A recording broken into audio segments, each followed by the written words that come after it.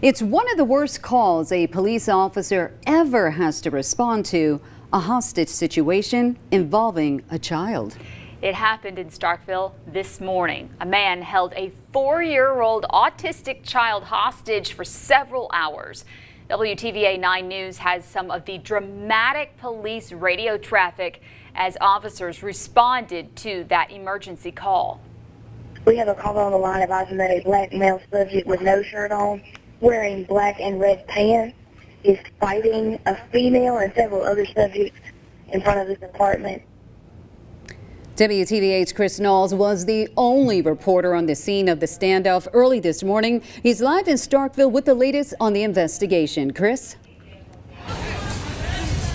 It went down here at the Brookville Garden apartment complex here in Starkville. I got here just a little after 6 o'clock this morning, and people were just coming out of their houses. Most of the renters here were forced to stay inside because of the standoff. Many of their children even missed the school bus. Now, I will turn the camera and show you where it happened at. It's about the third complex down. Here's what happened. Call on the line advising that a black male subject with no shirt on, wearing black and red pants, is fighting a female and several other subjects in front of this apartment. A man is accused of barricading himself inside of an apartment with his girlfriend's 4-year-old autistic child. It happened at the Brookville Garden apartment complex on Everglade Avenue in Starkville. Armed with a knife and also has a gun on him as well. Dispatchers told responding officers Tyrez Wade had a weapon, possibly a gun and a knife. Several apartments were evacuated.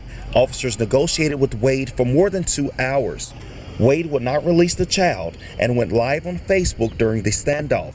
A SWAT team finally broke the door down. Wade was holding the child when he was arrested. Wade was charged with kidnapping, domestic violence, simple assault, disorderly conduct, and failure to comply. Police Chief Mark Ballard talked to reporters about how dangerous domestic violence calls, hostage situations, and standoffs can be. This agency's experience, if it hasn't been, first of all, narcotic-related type of homicide, it's been domestic. And domestic is right up in there. When you're in a bad relationship, get out. And that message was sent very clearly to the victim. One renter I talked to says crime is a problem here. She did not want to be identified. Man, I mean, it ain't get no better.